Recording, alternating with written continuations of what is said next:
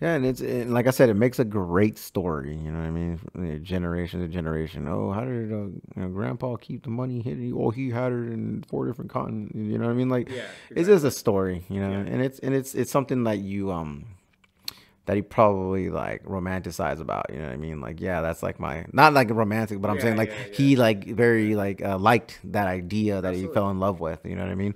Which is it got him CNBC freaking wrote an article and probably made an interview out of it. I don't know. Who knows, dude? That's cool. It is safe in four Yeah. different areas, Yeah. or six or whatever. Yeah, Yeah. So what do you prefer? Do you prefer a cold wallet or a hot wallet or a hot Um, pocket?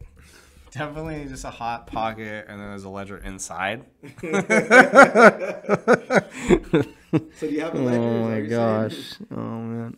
I think there's benefits to both. Like I think a lot of people like to store small amounts in like a hot wallet or something Yeah. accessible. And then I mean if you're staking somewhere online half the time, I've heard that Ledger has a really nice thing where you can stake from your wallet and there's like an intermediary or they just do it maybe in-house. I don't know. Yeah, So what I've seen because I have a ledger and it's pretty much they just tell you like, oh, we're gonna like have it here, yeah. but it's kind of like MetaMask, Yeah. where like it's in your wallet, MetaMask wallet, but it's Right. somewhere else. You know what I mean? Like, Right. and they can't use it unless they go through your MetaMask. You know what I mean? Right. Kind of like that, unless you fully fund, like you send it from your MetaMask to Right. another wallet in their staking pool, which is that's a totally different thing. You know? Right. I mean, it just comes down to different levels of security and whether or not you think. I mean, some of these places have like, hundreds of billions of dollars. They're probably not going anywhere, but I wouldn't personally want to be on tons of tiny exchanges forever. I mean, that's just weird. Like, oh, if it just disappears, it's not surprising. Like even FTX, like long term, you want to hold something for years. You don't want to hold it online. So I know some things too. They lock up things. So if you already have it, it's like, well, it's got to be locked up for a month or a year or whatever, and then you can. Okay, cool. Now that it's off there, I can move it. But it's just once again, there's tons of different options and tons of different things. Even like I was seeing. I know people that use this. It's like called Salt. It's like a Bitcoin lending program. Um, that was like supposed to be super reputable, and like I think that thing like crashed and it's gone. So it's like, dude, if people had tons of Bitcoin on there, it's like it's super reputable, but it doesn't matter because the market got bad, and then like probably somebody didn't necessarily even lend it to FTX or Luna or any of these Celsius Voyager, but like it gets mixed and bundled in with other things that get passed around and lent, like collateralized around. Yeah, it was just a bad. And so it sucks that even very reputable places sometimes go under because I don't think I would love to lend out tons of things. Like I like you'd have to pay attention to it as much as you want to pay attention, I think. Yeah, I mean, you have X amount of people's money invested in certain tokens, and then you use that money to, invest in other things, and you use more than a percentage of what a bank run would consider critical. Yeah, you're gonna go bankrupt, dude. Like they're gonna pull all the money out. It's not gonna be worth anything. You're not gonna have the money because you spent it on marketing and other houses in the Bahamas or whatever you want to call it. So But that's being irresponsible. Even yeah, the responsible ones, like well, the responsible ones, they get hard just because it's honestly people just make a bank run. Like it's like they just take their money out. Like what are you gonna do when everyone takes their money out? No one's investing. Like there's nothing. You're not making money off transactions. You're not doing anything. You have all these expenses and stuff. Obviously, your days are numbered. So that's why platforms really do need to understand that like marketing and all that stuff isn't gonna like. Yeah, it's a good idea. Like you get new customers, but when a crazy market crash happens like this, you're never gonna recuperate. You can't. Well, I absolutely agree. And what I was saying as for an individual, I don't want to have like a bunch of things lent out, let's say like, 5 to 15 coins because it's too much to manage. Like, oh, is that thing risk or could that go down or this? It's like, it's too like, give me this, all my long-term stuff. You like push it away. And maybe if you want to stake or something is different than the lend. I don't really like, once again, there's thousands of options. There's probably good ones. And like the bigger the firm, they have more money and they're not just doing crypto. So if crypto gets in trouble, they don't go under, right? You're talking about Fidelity, you're talking about BlackRock, whatever, all these places with billions of dollars. Like crypto doesn't make up more than like 5 to 10% of like all their money. So who cares? Like when the market goes down for 2 years, like you got to look out more for these places that are only crypto. No, I got you, dude. Right. So that's kind of where I'm at. Yeah. This finally killed. So, hey. So it was at 900. It was at 900 very briefly. Beginning. Like they probably bought their first coins at 900. You know what I mean? And then they were like, oh no, it's at 2000. Sell the Benz. Sell the house. You know what I mean? We're going to move to an apartment now. You know what I mean? Because, there's no way. Unless they bought before then, which it was like stagnant at like a cool freaking 500. You know what I mean? Like, yeah. Who knows? But they could be. They bought it all at 900. You don't know. Yeah, that's Probably, true. I mean, even if they bought slightly, maybe that's their average. Like they probably bought before that. There's no need to go into details. But yeah, if they would have, it's 1500. It's a good story. If they would have just said your average is 900, I'd be like, cool. Then they must have bought a bunch, here when it was 400, 300, and then they went heavy here when it was like 2000 because they knew the rally was coming. You know what I mean? They're like, oh, it's coming, dude. It's at 1,000. Yeah. It's gonna go to the moon boy style. You know what I mean? Yeah. And then it did, and you know what I mean? And then they made some money, and then they're like, all right, whatever. And then we'll just leave the rest in there. And then, oh no, we're all depressed for a little bit. The average is 900, brother. And then, especially if they're day trading this thing. I'm just saying, if you're at 10,000, you go back to 3. You're like, mer, mer, mer. Shit, man. Well, it's like, why did I buy this mansion? Anything's better than 0, dude. I'm just playing. Yeah. Hey. If Bitcoin's at 900 and goes to 10,000, it's back to 2,000 or 3,000. You're gonna have a little salty tears for a little bit. For a little bit. But then you'll be like, hey man, it didn't hit 900. No, you're like, I shouldn't have bought this 7,000 square foot mansion. You're just gonna be kicking yourself because you're like, damn, if I would have known it was gonna go back down, I would have sold it all, sat on it, wait till it hit the 3,000, rebought in with my higher capital, and then sat on it and waited for another rally. But no one really thinks like that because they're just emotional attached to the rally, dude. Emotions, endorphins, whatever you want to call it, dopamine hit, whatever you want to call it, whatever it is, you act differently when this is going up because you think it's never going to stop. And then it stops and then you're like, oh shit, what do I do? Yeah. I mean, no one can ever know if things are going to go up or down. I mean, based on this graph, we're going back Monster up. Tower. Yeah, I think it would be very, very strange if this didn't repeat a couple of times the next couple of years, and we can all cry that we didn't buy more. But regardless, they'll be crying. Yeah, they'll be crying in this podcast. Yeah, especially maybe 3 to 5 years from now when Bitcoin hits over 100K, his rallies up to 150, and we're like complaining at 60,000. You know what I mean? Well, there's even the Steve Wozniak of Apple just the other day was like, yeah, I feel like Bitcoin will definitely hit 100, and I don't have any data for that. But just because there's so much interest and there's curiosity in the air over time of people buying this stuff up, it's just kind of probably what it has to do. It retains. Yeah.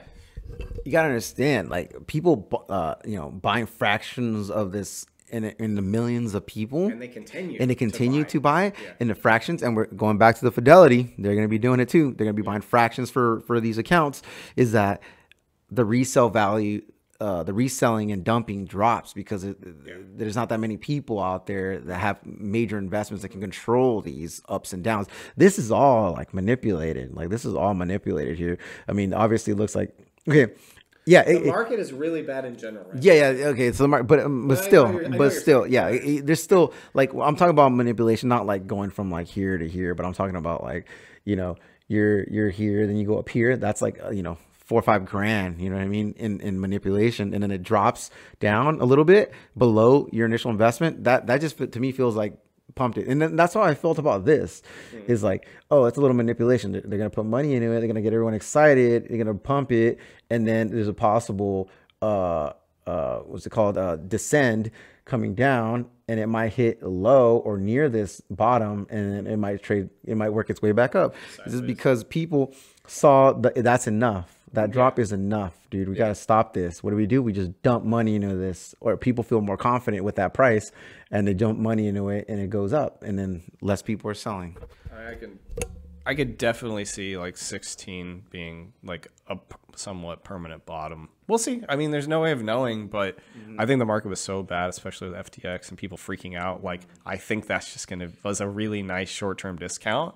I mean, who knows what's going to happen, but within, given enough time and people keep buying and DCAing in and there's just more people interested, I think that's just where it has to go. We've already talked about that. Yeah, more people need a hodl, dude. Just hold it. Hold it. There's 2.5 million coins left, and then that's it. What happens then? That's it. Yeah, at that point, all bets off. Yeah, it goes for what the scarcity allows, and scarcity always drives prices up. So it's always a FOMO in that. But looking at this is it's a beautiful chart because the lowest low currently is nowhere near the lowest low here, the lowest low here, or the lowest low here. Yeah, you know what I mean. The lowest low is almost the peak in 2017. You know what I'm saying? Like it's a beautiful chart. It's a beautiful chart, and it's an ascending chart because look at that. Yeah. This is the. Okay. So just going back to that is that it's ascending chart. It's an ascending chart, but going back to that, historically speaking, we have data here, guys. I'm not just throwing numbers at you. I have a beautiful chart here that the lowest low is the highest. New or higher low. Yeah. Okay, we got higher lows, which means that the low is record breaking all the previous peaks, and it's not lower than any of the lows behind it. So we're looking good, dude. Like this chart does not scare me at all. Like if I would look at this chart, I'd be like, and I had the capital, I'd be like, I'm in. I'll buy big chunks here and there. Next drop, I'll buy a little bit here, and then next drop happens, I'll buy there, and then or if it keeps going up, buy, and then whatever. And you do what you want. It's your money. But I'm just saying, right now. It's looking good, and if you are hesitant to buy, just do your research, look at the charts. Charts don't lie. History repeats itself. 2017 crash, a little runner here, and 2020, and then we had the mega rally of hype of well, pretty much it was. There was a lot going on at that time.